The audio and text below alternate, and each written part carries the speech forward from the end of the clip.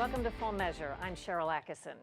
Today we begin with a question of human testing and the dilemma posed by the need to do research for the greater good and the right of human test subjects to know exactly what they're signing up for.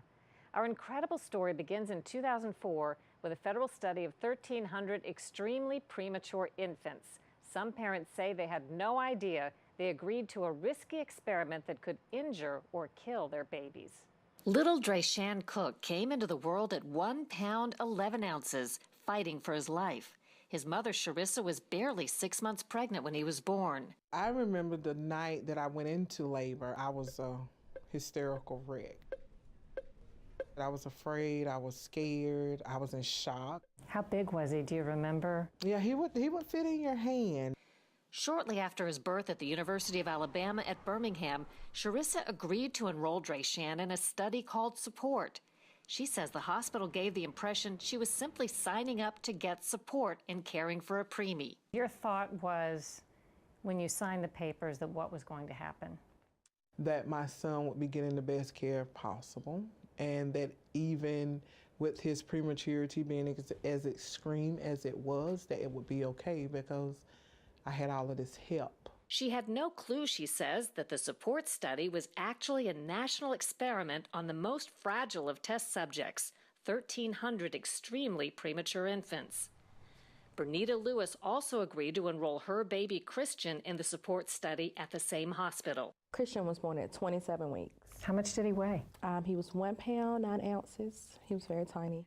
She says a hospital worker told her the study was just to collect data. She asked that, would I be interested in Christian being in a study? They wanted to use his medical records to help babies in the future. And I told them absolutely they could use any records they wanted to use. Did she tell you there was a possible risk of death? No, there were no risks discussed. Support stands for Surfactant Positive Airway Pressure and Pulse Oximetry Randomized Trial. Funded with $20.8 million tax dollars, it was a collaboration among the National Institutes of Health and 24 research bodies, including Duke and Yale universities and medical schools. Researchers had good intentions. They already knew that without enough oxygen, preemies could get brain damaged or die. But too much oxygen, they could go blind. The Support study was searching for the sweet spot. And the question is, what level of oxygen would be optimum in order to save as many babies as possible without having the survivors become blind? To find out, the infants were randomly assigned, as with the flip of a coin, to either a low oxygen group or a high oxygen group. The study reached a tragic conclusion. The babies in the high oxygen group were more likely to go blind. Those unlucky enough to have been put in the low oxygen group were more likely to die. When the findings became known, similar research around the world was halted midstream.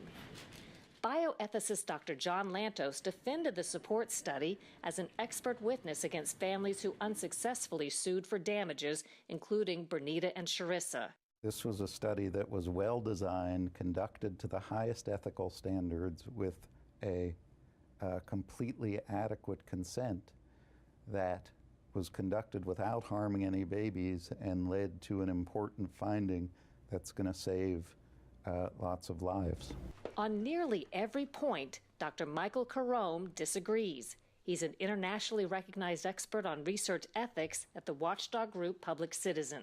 What's wrong with what they did in the study, in your view? The parents of these babies weren't told the exact purpose of the research, the nature of the research in terms of how experimental it was, and the risks of the research. Adding to the controversy, researchers didn't tell parents a remarkable fact. They had altered the infants' oxygen monitors to give false readings so the hospital wouldn't adjust them outside of their assigned low or high oxygen range. Babies in the study were put on oxygen monitors that were rigged to give untrue or false readings. That is correct. In terms of things that have happened in the past, how bad is this? I think this is extremely serious and about as bad as it gets. It seems to me that there's a lot of second-guessing, armchair quarterbacking, and playing gotcha here. The debate would be purely academic if it weren't for an extraordinary turn of events. After questions were raised, the government agency that polices study ethics sided with critics and issued a searing indictment of the government-led study. In a letter in 2013, the Office for Human Research Protections told researchers they violated federal regulations for informed consent for their failure to describe the reasonably foreseeable risks of blindness, neurological damage, and death. Dr. Carone was once a senior leader at the Office for Human Research Protections. The ethics office was, in essence, saying these consent forms were unethical. Absolutely. The concept of informed consent arose from an American tragedy, the U.S. government's syphilis experiment on black men in Tuskegee, Alabama in 1932. For 40 years, the men were neither told they were in a study nor treated for their syphilis. An outcry in 1972 led to new rules. Researchers are now required to disclose risks to test subjects and get their voluntary informed consent. And studies like Support must be approved by ethics experts where the research is conducted. These were prestigious institutions and the federal government. How does something like this slip past everybody? That is a great concern of ours. We looked at the consent forms from 22 institutions, and they all failed in their duty to protect human subjects in this study. Most of the criticism is not coming from parents, but from regulators who, in my opinion, don't really understand the circumstances of oxygen therapy. When the Support parents learned about the true risks, the surviving study children were 6 years old.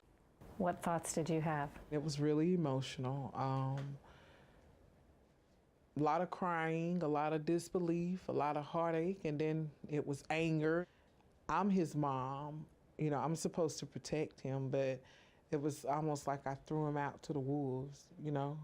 I was angry, and I couldn't believe that some people who took oaths to protect people would actually do this. That was mind-boggling. If you had been told the risks involved and what they were really going to do, would you have signed him up? Absolutely not.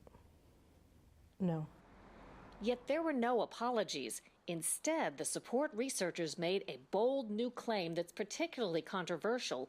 They said the babies were actually better off for having been in a study.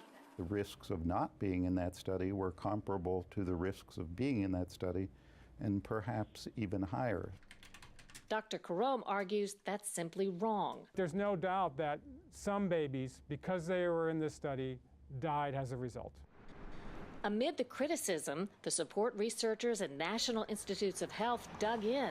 They launched a public campaign of opinion letters and meetings to attack the Office for Human Research Protections and pressured it to suspend enforcement action. The sensational claims of calling people unethical, I think, really detract from the serious discussion that needs to occur. The research community, many in the bioethics community, and NIH have rallied together to defend this unethical research, and that's part of the problem. You were so little. Today, Drayshan and Christian are both 9 and doing well considering their challenges, but they have many lingering health struggles from respiratory problems to brain disorders. Their moms are left asking if the Support study factors in. We don't know, if it would have happened anyway or if it was caused by this, and it's just a game of just wondering. He was born premature at 25 weeks. So we could expect some things, but to know that some others could have been prevented, that makes me angry. And so to the doctors or to the researchers, best thing I can say is shame on you. What does that say? Double. Okay. More than 80 years after the Tuskegee experiments, the Support study has reopened painful wounds and is raising questions as to whether the protections for human test subjects are fundamentally flawed. Those who've conducted this study and the federal government at large have basically said they don't think they did anything wrong. I don't see how anyone could say nothing was wrong with playing Russian roulette with babies who had no say-so, no choice, no anything, just trying to survive. Numerous Support researchers, the National Institutes of Health, or NIH, and the University of Birmingham at Alabama declined our interview requests. After the study revealed more deaths among babies on low oxygen, the American Academy of Pediatrics issued new recommendations to keep preemies on the upper end of the oxygen curve. In other words, doctors should not do what the support researchers did to half the babies. Ahead on Full Measure, you've seen the U.S. southern border from above ground, but have you seen what lies beneath? We take you inside an underground network of tunnels used by smugglers to traffic drugs and humans.